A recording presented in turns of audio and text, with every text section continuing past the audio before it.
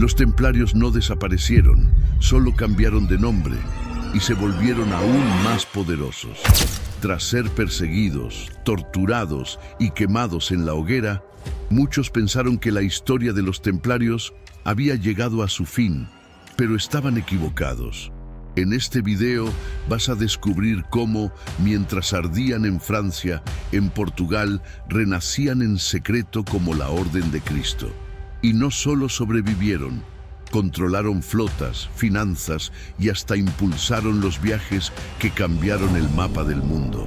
Quédate hasta el final, porque vas a entender cómo una orden supuestamente extinta, na verdade, infiltrou gobernos, navegadores e deixou un legado oculto que llega até os días de hoje. Hay símbolos en tu ciudad que llevan su marca. ¿Qué fuerza llevó a 9 caballeros a abandonar sus privilegios para formar una orden que cambiaría la historia? Corría el año 1119 y las calles polvorientas de Jerusalén, recién conquistada por los cruzados, estaban teñidas de sangre y esperanza.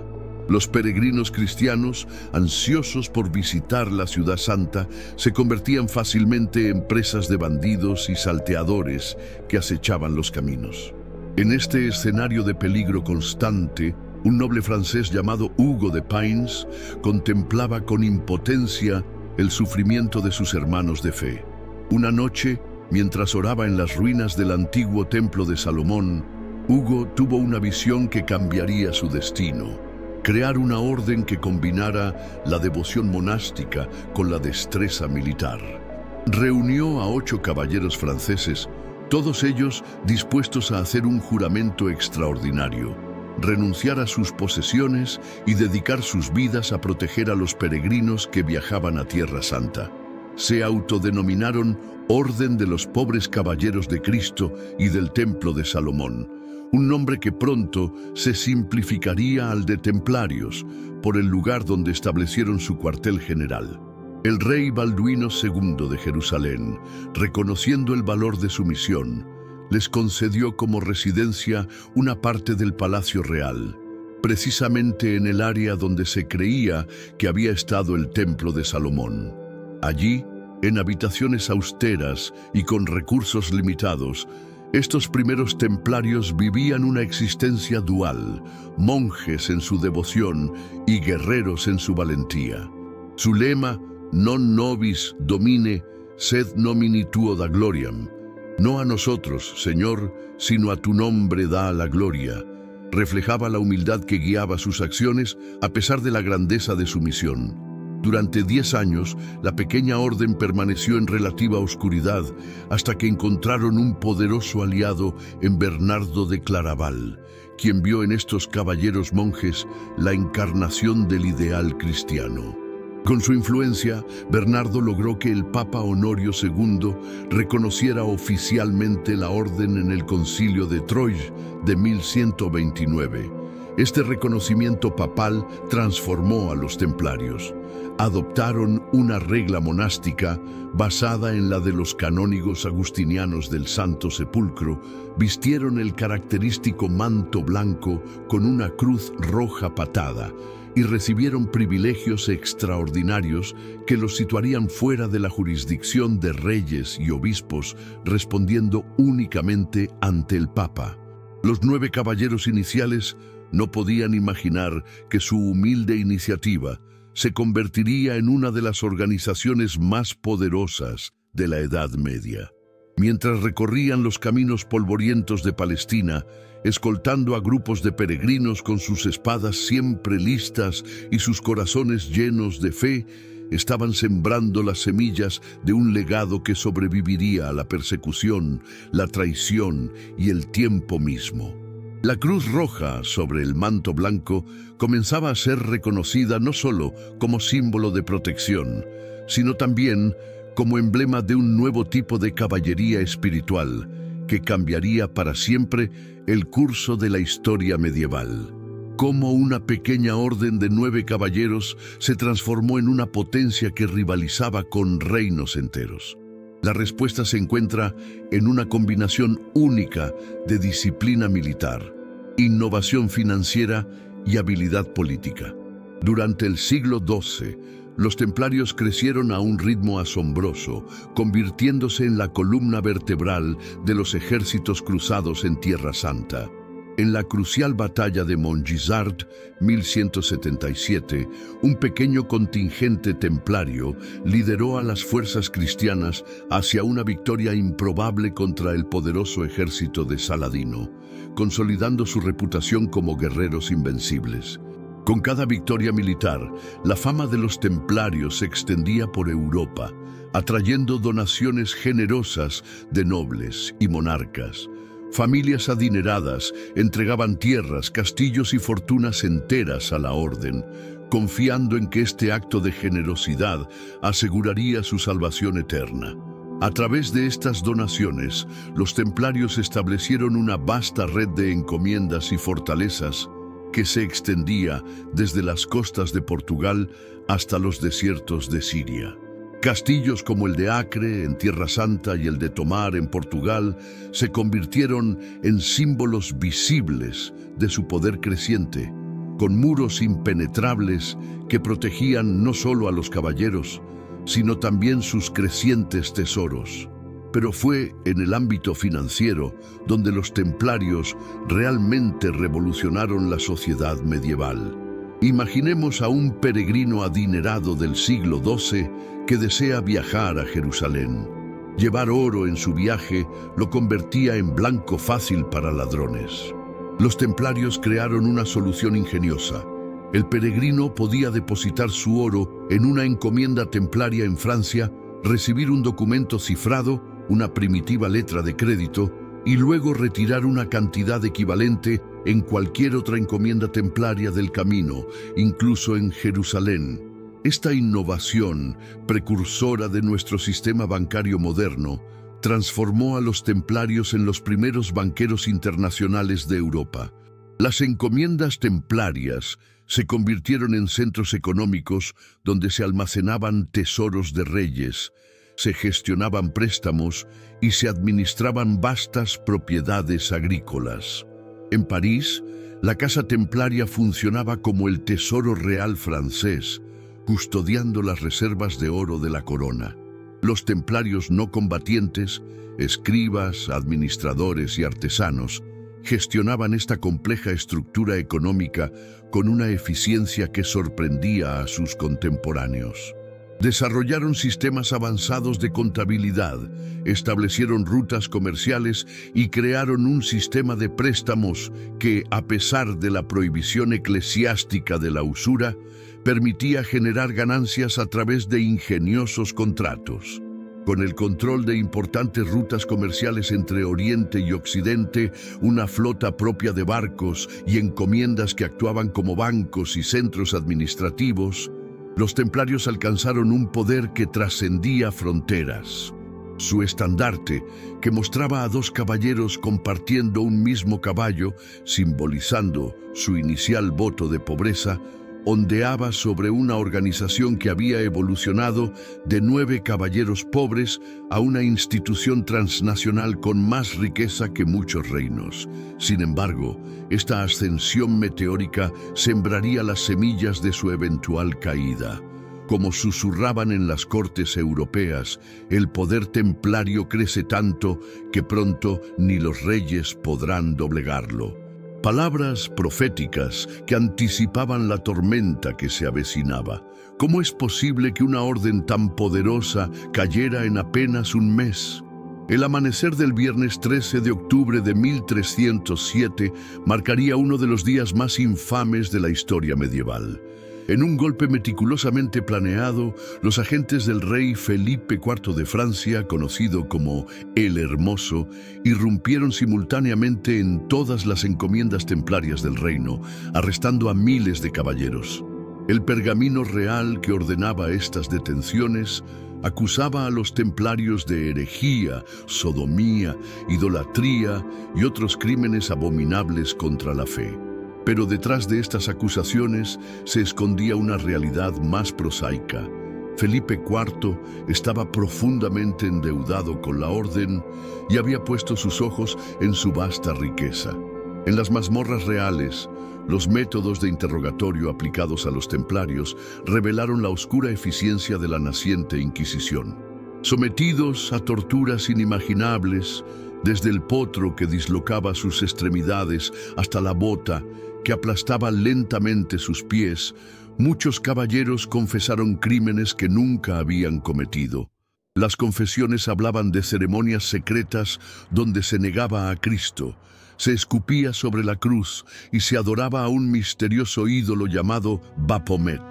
Jacques de Molay, el maestre general de la orden, quebrado por el tormento, admitió algunas de estas acusaciones para luego retractarse cuando fue llevado ante el Papa, declarando que había confesado solo para detener el sufrimiento.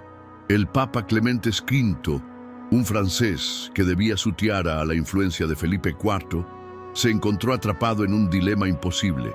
Intentó, inicialmente, resistir la presión real, estableciendo comisiones papales para investigar las acusaciones. Sin embargo, cuando Felipe amenazó con acusarlo de herejía por proteger a los templarios, el pontífice cedió. El 22 de marzo de 1312, con la bula papal Vox in Excelso, Clemente V disolvió oficialmente la Orden del Temple, no por considerarla culpable, sino por el bien de la Iglesia y para evitar un cisma. Con este acto, 2 siglos de historia templaria llegaban oficialmente a su fin. El epílogo de esta tragedia se escribió el 18 de marzo de 1314 en una pequeña isla del río Sena, en París. Allí, frente a la Catedral de Notre-Dame, Jacques de Molay y Geoffroy de Charnay, preceptor de Normandía, fueron quemados lentamente en la hoguera. Mientras las llamas consumían su cuerpo, de Molay, con voz clara que se elevaba sobre el crepitar del fuego, proclamó la inocencia de la orden y lanzó una maldición que estremecería a los testigos. Papa Clemente, Caballero Guillermo, Rey Felipe, antes de 1 año os emplazo para que comparezcáis ante el tribunal de Dios para recibir vuestro justo castigo. Malditos, malditos, malditos todos vosotros hasta la 13ª generación. La leyenda cuenta que, efectivamente, los 3 murieron dentro del plazo señalado. Con la ejecución de Molay, los bienes templarios fueron transferidos oficialmente a los hospitalarios, aunque Felipe IV ya se había apropiado de gran parte del tesoro francés. En Inglaterra, Francia y otros reinos, los templarios fueron encarcelados o absorbidos por otras órdenes. Pero no todos corrieron la misma suerte. Muchos huyeron, llevando consigo no solo su conocimiento, sino también, según las leyendas, documentos secretos y tesoros incalculables. Algunos barcos templarios zarparon de puertos franceses la noche anterior a las detenciones, con destino desconocido. ¿Hacia dónde se dirigían? ¿Qué secretos llevaban consigo? La respuesta a estas preguntas nos lleva a Portugal, donde el destino de los templarios tomaría un giro inesperado.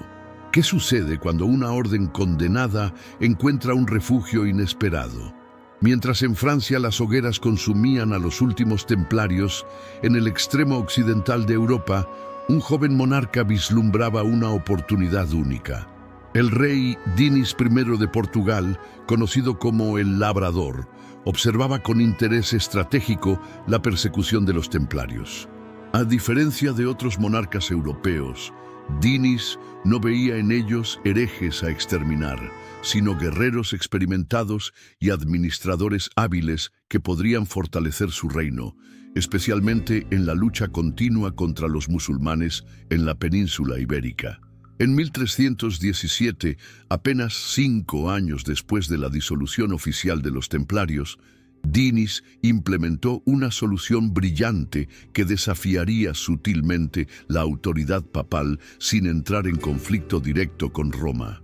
Creó una nueva orden militar, la Orden dos Cabaleiros de Nosso Señor Jesús Cristo, Orden de los Caballeros de Nuestro Señor Jesucristo, comúnmente conocida como la Orden de Cristo. Esta nueva orden absorbió no solo las propiedades templarias en Portugal, sino también a muchos de sus miembros, que simplemente cambiaron su manto blanco con cruz roja por uno blanco con cruz roja hueca. El castillo de Tomar, antigua sede templaria en Portugal, se convirtió en el cuartel general de esta nueva orden, manteniendo viva la llama templaria bajo un nuevo nombre. La legitimación oficial llegó en 1319, cuando el Papa Juan XXII, sucesor de Clemente V, aprobó la creación de la Orden de Cristo mediante la bula Ad Ea Exquibus. El pontífice, quizás consciente del juego político de Dinis, aceptó esta solución que permitía preservar el legado templario sin contradecir abiertamente las decisiones de su predecesor. La nueva orden adoptó una regla modificada de la Orden de Calatrava, pero en la práctica muchas de las tradiciones y conocimientos templarios continuaron transmitiéndose dentro de sus filas. Los antiguos templarios, ahora caballeros de Cristo, llevaron consigo no solo su experiencia militar, sino también sus conocimientos en navegación, cartografía, astronomía y finanzas. El verdadero florecimiento de la Orden de Cristo llegaría un siglo después, cuando el infante don Enrique, conocido como el Navegante, se convirtió en su gran maestre. Bajo su liderazgo, la Orden financió y organizó las expediciones marítimas que iniciaron la era de los descubrimientos portuguesa. Las carabelas que exploraron la costa africana, las islas atlánticas y eventualmente abrieron la ruta hacia la India, llevaban en sus velas la cruz de la Orden de Cristo, el mismo símbolo que una vez había ondeado en los estandartes templarios en Tierra Santa. No es casualidad que los conocimientos náuticos y cartográficos de los templarios, adquiridos durante siglos de viajes entre Europa y Oriente, encontraran nueva aplicación en estas expediciones que cambiarían el mapa del mundo. En las cámaras secretas del castillo de Tomar, decoradas con símbolos cuyo significado completo solo conocían los iniciados, se reunían los caballeros de Cristo para sus ceremonias. La charola, una iglesia circular inspirada en el Santo Sepulcro de Jerusalén, preservaba la arquitectura sagrada de los templarios. En sus muros, símbolos como la cruz patada, el sello con dos caballeros compartiendo un caballo y otras figuras geométricas más enigmáticas sugerían que algo más que simples tradiciones militares se había transferido de los templarios a la Orden de Cristo. Algunos historiadores sugieren que ciertos documentos secretos, posiblemente relacionados con el Santo Grial o la Arca de la Alianza, podrían haber sido custodiados en las criptas subterráneas de Tomar, aunque tales afirmaciones permanecen en el terreno de la especulación. La Orden de Cristo representó así no solo la supervivencia institucional de los templarios, sino también la preservación de un legado espiritual y esotérico que de otro modo podría haberse perdido en las llamas de la persecución. Como una fénix renacida de las cenizas, los ideales templarios encontraron nueva vida bajo otro nombre, continuando su influencia en la historia europea durante siglos. Las expediciones financiadas por la Orden llevarían eventualmente a Colón, quien navegó con velas marcadas con la cruz de la Orden de Cristo hacia un nuevo mundo, expandiendo así el legado templario mucho más allá de lo que sus fundadores podrían haber imaginado. ¿Qué mensajes ocultos guardan los símbolos templarios que han sobrevivido al paso de los siglos? En las paredes desgastadas de antiguas encomiendas templarias, en manuscritos amarillentos conservados en archivos polvorientos, y en las piedras talladas de iglesias circulares, permanecen grabados símbolos cuyo significado completo sigue siendo objeto de debate. El más reconocible de todos, la cruz patada roja sobre fondo blanco, es mucho más que un simple emblema militar. Para los iniciados, representaba los 4 evangelistas, las 4 estaciones y los 4 elementos primordiales: aire, tierra, fuego y agua. unificados en un símbolo de totalidad cósmica que trascendía la simple identificación de la orden. Quizás el más enigmático de los símbolos templarios sea el sello oficial de la orden que muestra a dos caballeros montando un mismo caballo. La explicación oficial aludía a la pobreza inicial de la orden que obligaba a compartir monturas. Sin embargo, interpretaciones más esotéricas sugieren que representaba la dualidad fundamental del templario: monje y guerrero, contemplativo y activo, servidor de poderes espirituales y temporales. Otros ven en esta imagen una referencia velada a los pares de opuestos que aparecen en tradiciones gnósticas y alquímicas, señalando que los templarios podrían haber sido custodios de conocimientos herméticos adquiridos durante su estancia en Oriente. La acusación de adorar a un ídolo llamado Baphomet ha alimentado siglos de especulaciones sobre rituales secretos templarios. Algunos investigadores modernos han propuesto que Baphomet podría ser una corrupción de Mahomet, Mahoma, mientras otros sugieren conexiones con deidades paganas precristianas. Una teoría particularmente intrigante aplica el código criptográfico hebreo Atbash a esta palabra, transformando Baphomet en Sofía, la personificación gnóstica de la sabiduría divina. ¿Podrían los templarios haber preservado enseñanzas gnósticas consideradas heréticas por la Iglesia? Los documentos del juicio templario mencionan una cabeza barbada adorada en secreto que algunos relacionan con la tradición de la cabeza de Juan el Bautista, figura central para movimientos gnósticos como los mandeos. Menos conocido pero igualmente fascinante es el supuesto alfabeto secreto templario, basado en un sistema de puntos y líneas derivado de la forma de la cruz templaria. Este código, redescubierto en documentos medievales, habría permitido a los caballeros comunicarse en clave, protegiendo información militar y comercial sensible. Los templarios, que operaban a través de fronteras culturales y lingüísticas, necesitaban métodos seguros para transmitir mensajes entre encomiendas distantes. Algunos criptógrafos modernos han sugerido que este sistema podría haber influido en códigos posteriores utilizados por sociedades secretas como los Rosacruces y los primeros masones, estableciendo un linaje de comunicación codificada que sobrevivió a la disolución de la orden. Las iglesias de planta circular construidas por los templarios, inspiradas en el Santo Sepulcro de Jerusalén, contienen otra capa de simbolismo arquitectónico. La disposición circular, rara en la arquitectura religiosa occidental de la época, reflejaba concepciones cosmológicas, donde el círculo representaba la perfección divina. En edificios como la Iglesia Templaria de Londres o la Charola de Tomar, las proporciones arquitectónicas siguen principios de geometría sagrada, incorporando la proporción áurea y otras relaciones numéricas consideradas divinas. ¿Podrían estas construcciones ser más que simples edificios?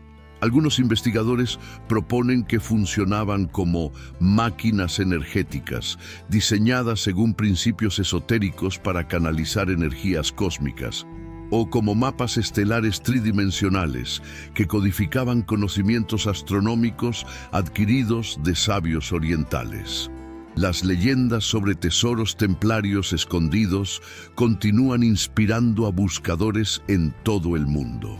Más allá del oro y las reliquias, muchos creen que el verdadero tesoro templario consistía en conocimientos esotéricos, documentos antiguos recuperados bajo el Templo de Salomón, evangelios gnósticos considerados apócrifos por la Iglesia o incluso el Santo Grial, interpretado no como un cáliz literal, sino como un linaje sangre real o un conocimiento transformador. Cuando la orden fue perseguida, este tesoro habría sido transferido secretamente a la Orden de Cristo o a otros guardianes. La flota templaria que desapareció del puerto de La Rochelle la noche antes de las detenciones masivas podría haber transportado no solo riquezas materiales, sino también estos conocimientos prohibidos, plantando las semillas de tradiciones esotéricas que florecerían siglos después en movimientos como la masonería especulativa. ¿Cómo es posible que una orden disuelta hace más de 700 años continúe ejerciendo tal fascinación en nuestra cultura contemporánea? El legado templario trasciende la historia medieval para convertirse en un fenómeno cultural perdurable, alimentado tanto por descubrimientos históricos como por la imaginación popular. En 2001, un hallazgo revolucionario sacudió la historiografía templaria. La profesora Bárbara Frale descubrió en los archivos secretos del Vaticano el Pergamino de Chinon, un documento fechado en 1308 que revelaba que el Papa Clemente V había absuelto secretamente a los templarios de las acusaciones de herejía, reconociendo que las confesiones habían sido obtenidas bajo tortura. Este documento, oculto durante siglos, confirma lo que muchos historiadores sospechaban. La persecución templaria fue fundamentalmente una maniobra política y financiera, no una respuesta a verdaderas prácticas heréticas. La literatura y el cine han contribuido enormemente a mantener viva la fascinación por los templarios. Desde la novela Ivanhoe de Sir Walter Scott en el siglo XIX, hasta éxitos contemporáneos como El Código da Vinci de Dan Brown, los caballeros del Temple han sido retratados como guardianes de secretos trascendentales. Estas obras han popularizado teorías que vinculan a los templarios con el Santo Grial, interpretado no como el cáliz de la Última Cena, sino como documentos que probarían un supuesto matrimonio entre Jesús y María Magdalena. Aunque los historiadores consideran estas teorías especulativas, han captado la imaginación del público, convirtiendo a los templarios en símbolos de conocimientos ocultos y verdades suprimidas por los poderes establecidos. Diversas organizaciones modernas reclaman una herencia espiritual templaria. La masonería, particularmente en sus ritos escocés y de York, incorpora elementos simbólicos y rituales que algunos historiadores consideran derivados de prácticas templarias.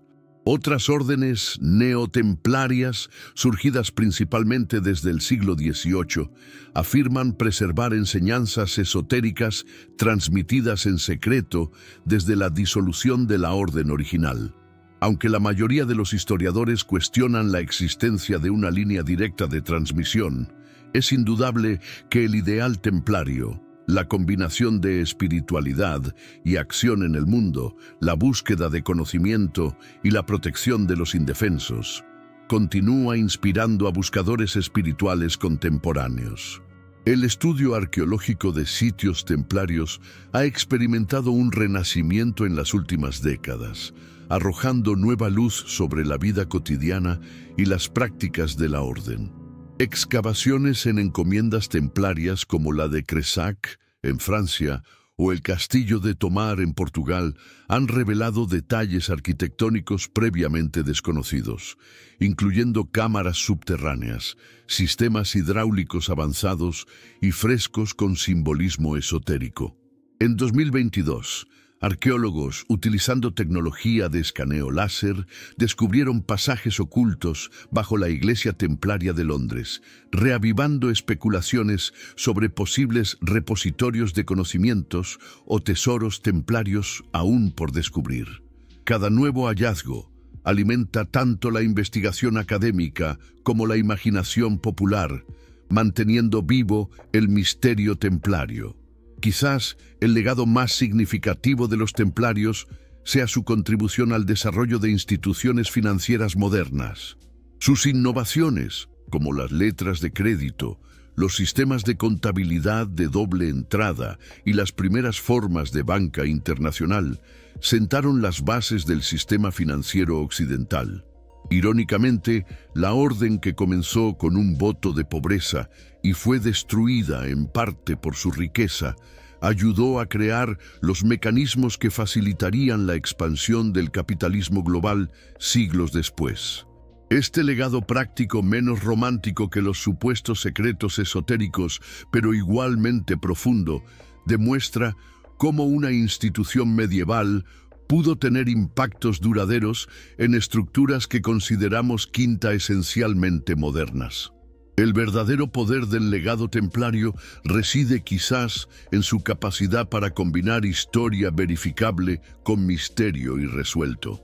Los templarios ocupan un espacio único en nuestra conciencia colectiva, suficientemente documentados para ser históricos, pero con suficientes lagunas en nuestro conocimiento para alimentar la especulación. Representan un momento en la historia occidental cuando el conocimiento oriental, las tradiciones esotéricas y el pragmatismo militar financiero convergieron en una síntesis única. Su trágico final, marcado por traición y persecución, añade una dimensión dramática que resuena con nuestra fascinación moderna por conspiraciones y verdades ocultas. Mientras contemplamos los símbolos templarios grabados en piedras centenarias, una pregunta persiste, tan relevante hoy como hace 7 siglos. ¿Qué secretos de los templarios aún aguardan ser descubiertos? ¿De qué manera los ideales y símbolos templarios continúan moldeando nuestra sociedad actual más de 7 siglos después de la disolución oficial de la Orden? La huella templaria en el mundo contemporáneo es más profunda y extensa de lo que muchos imaginan, extendiéndose desde la arquitectura hasta las finanzas, desde la cultura popular hasta las tradiciones esotéricas. Como hilos invisibles que tejen el tapiz de la civilización occidental, las ideas y símbolos templarios han permeado diversos aspectos de nuestra realidad, a menudo sin que seamos plenamente conscientes de su origen. En el ámbito financiero, el legado templario resulta particularmente significativo, aunque raramente reconocido. Los modernos bancos multinacionales, con sus transferencias electrónicas y sistemas de crédito global, son descendientes directos de las innovaciones financieras templarias. Cuando realizamos una transferencia internacional o utilizamos una tarjeta de crédito en un país extranjero, estamos beneficiándonos de un concepto que los templarios desarrollaron en el siglo XII para proteger a los peregrinos. La noción de organizaciones financieras que trascienden fronteras nacionales, operando bajo un conjunto unificado de reglas y procedimientos, tiene sus raíces en la red de encomiendas templarias que se extendía desde Portugal hasta Palestina. Incluso algunos símbolos modernos del mundo financiero, como el famoso signo del dólar, Shin, han sido vinculados por algunos investigadores con las columnas entrelazadas que aparecían en documentos templarios, aunque esta conexión sigue siendo objeto de debate. La arquitectura sagrada contemporánea continúa incorporando elementos que los templarios popularizaron, especialmente la planta circular y la geometría sagrada basada en proporciones matemáticas precisas. Arquitectos modernos, como Antoni Gaudí, estudiaron meticulosamente los principios constructivos templarios, integrándolos en obras maestras como la Sagrada Familia de Barcelona. La fascinación por las catedrales góticas, muchas de las cuales fueron construidas durante el apogeo templario y posiblemente influenciadas por sus conocimientos arquitectónicos traídos de Oriente, ha inspirado una revitalización del interés en la geometría sagrada y la arquitectura simbólica. Cuando visitamos una catedral gótica y experimentamos esa sensación de elevación espiritual, provocada por las proporciones perfectas y la luz filtrada a través de rosetones, estamos conectando con principios arquitectónicos que los templarios ayudaron a difundir por Europa. En la cultura popular, los templarios han experimentado un renacimiento extraordinario, convirtiéndose en protagonistas de novelas, películas, series de televisión y videojuegos. Desde El Reino de los Cielos de Ridley Scott hasta la franquicia de videojuegos Assassin's Creed, los Caballeros del Temple han sido representados como figuras complejas que trascienden la simple dicotomía de héroes y villanos. Esta fascinación contemporánea refleja nuestra propia ambivalencia hacia las instituciones de poder. Admiramos el ideal templario de servicio y sacrificio, mientras nos intriga su acumulación de riqueza y poder. Cada nueva interpretación cultural de los templarios revela tanto sobre nuestras preocupaciones contemporáneas como sobre la realidad histórica de la orden.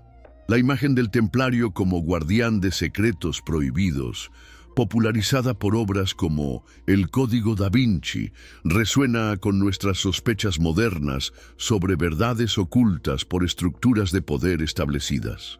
Los movimientos espirituales contemporáneos, especialmente aquellos que buscan sintetizar tradiciones occidentales y orientales, encuentran en los templarios un precedente histórico fascinante. Estos caballeros, que pasaron décadas en Tierra Santa, tuvieron acceso a conocimientos sufíes, cabalísticos y posiblemente a tradiciones gnósticas que habían sobrevivido en comunidades orientales. Algunos investigadores sugieren que los templarios podrían haber sido un puente entre la sabiduría esotérica oriental y las tradiciones occidentales, facilitando un intercambio de ideas que eventualmente contribuiría al surgimiento del Renacimiento europeo. Organizaciones modernas como la Sociedad Teosófica, fundada en el siglo XIX, y diversos grupos neotemplarios actuales, continúan explorando la posibilidad de que los templarios preservaran enseñanzas esotéricas que integraban elementos cristianos, islámicos y judíos en una síntesis espiritual más universal. Quizás el aspecto más intrigante del legado templario sea su persistencia como símbolo de resistencia frente a la opresión. El dramático final de Jacques de Molay, proclamando la inocencia de la orden mientras las llamas consumían su cuerpo, ha convertido a los templarios en emblemas de la verdad que persiste a pesar de la persecución. En tiempos de crisis institucional y desconfianza hacia los poderes establecidos, la historia templaria resuena con particular intensidad. Su supuesta posesión de verdades prohibidas y su destrucción por fuerzas políticas y religiosas dominantes los transforma en arquetipos del conocimiento perseguido, un tema que encuentra eco en movimientos contemporáneos que cuestionan narrativas oficiales. Cuando hoy invocamos conceptos como hablar verdad al poder o mantener viva la llama del conocimiento en tiempos oscuros, estamos conectando, quizás inconscientemente, con el drama histórico de los templarios que se ha convertido en parte de nuestro imaginario cultural colectivo. El estudio serio de la historia templaria continúa revelando conexiones sorprendentes con nuestro mundo actual. Investigaciones recientes sobre manuscritos templarios sugieren que podrían haber poseído conocimientos médicos avanzados, incluyendo técnicas quirúrgicas y farmacológicas aprendidas de médicos árabes y judíos en Oriente. Estos conocimientos, preservados y transmitidos después de la disolución de la orden, podrían haber contribuido al desarrollo de la medicina occidental. De manera similar, sus conocimientos de navegación, astronomía y cartografía, adquiridos durante siglos de viajes entre Europa y Palestina, fueron cruciales para la era de los descubrimientos que transformó la comprensión europea del mundo. Cuando contemplamos un mapa mundial o utilizamos instrumentos de navegación, estamos beneficiándonos de un legado de conocimiento que los templarios ayudaron a preservar y desarrollar. En última instancia, el verdadero poder del legado templario radica en su capacidad para inspirar, ya sea como modelo de dedicación a un ideal, como ejemplo de una síntesis innovadora entre espiritualidad y acción práctica, o como símbolo de conocimientos que trascienden fronteras culturales y religiosas. Los templarios continúan ejerciendo una influencia sutil pero profunda en nuestra imaginación colectiva. Su historia nos recuerda que las grandes transformaciones culturales a menudo ocurren en los márgenes, en espacios donde diferentes tradiciones se encuentran y donde individuos dedicados están dispuestos a arriesgar todo por sus convicciones. En un mundo cada vez más interconectado, pero también fracturado por divisiones, el ideal templario de una hermandad que trasciende fronteras nacionales mientras sirve a un propósito más elevado, ofrece un paradigma sorprendentemente relevante para nuestros desafíos contemporáneos. La saga de los Caballeros Templarios, desde su humilde inicio en Jerusalén hasta su dramática caída y su renacimiento en la Orden de Cristo, constituye uno de los capítulos más fascinantes de la historia occidental. A través de sus símbolos, conocimientos y leyendas, continúan susurrando mensajes desde el pasado, invitándonos a descifrar códigos que podrían revelar no solo secretos históricos, sino también verdades sobre nuestra propia naturaleza y potencial como civilización. Cada piedra templaria que permanece en pie, cada símbolo grabado en antiguas encomiendas y cada documento que emerge de archivos polvorientos nos recuerda que la búsqueda del conocimiento, como la propia cruz templaria, se extiende en múltiples direcciones, conectando cielo y tierra, pasado y futuro, oriente y occidente, en una red infinita de significado que continúa inspirando a buscadores de la verdad en cada generación. La historia de los templarios y su transformación en la Orden de Cristo nos enseña finalmente que incluso las instituciones más poderosas pueden caer, pero las ideas, los símbolos y los conocimientos que encarnan pueden sobrevivir, adaptarse y renacer de formas inesperadas. Como la propia cruz de la Orden de Cristo, con su centro hueco que simboliza la muerte y resurrección, el legado templario ha trascendido su aparente destrucción para continuar ejerciendo una influencia sutil pero profunda en nuestra cultura. En cada búsqueda de conocimiento prohibido, en cada exploración de territorios desconocidos y en cada intento de unir espiritualidad y acción práctica, el espíritu templario vive, recordándonos que algunos fuegos, una vez encendidos, nunca se extinguen por completo.